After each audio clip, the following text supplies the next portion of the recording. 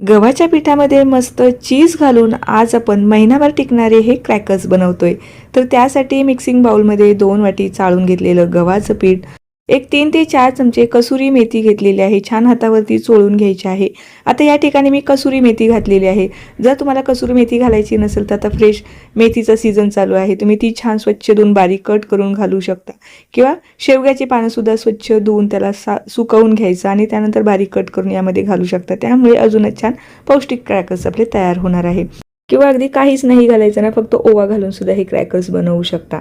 त्यानंतर 1 चमचाभर आपल्याला साजूक तूप किंवा बटर वापरायचं आहे किंवा तेल वापरायचं आहे।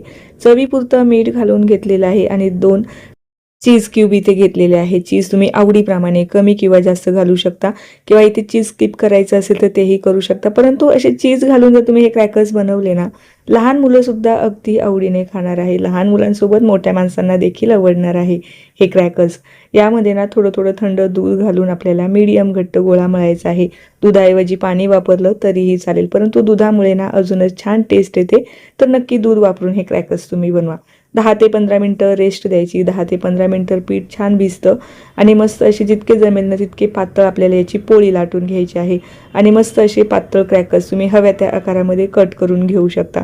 फक्त जाड ठेवू नका, जाड जर राहिले तर आपले क्रॅकर्स कुरकुरीत होण्याऐवजी नरम पडतील, तर ही गोष्ट लक्षात ठेवायची आहे।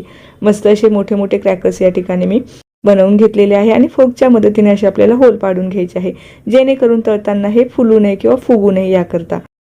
मस्त असे मीडियम गरम तेलामध्ये तळून घ्यायचे आहे। तेल फार कडकडीत ठेवायचं नाही, नाहीतर आपले क्रॅकर्स कडक होण्याऐवजी नरम पडतील। कमी गॅस ठेवायचं, कमी गॅसवरती कुरकुरीत होईपर्यंत तळून काढायचे।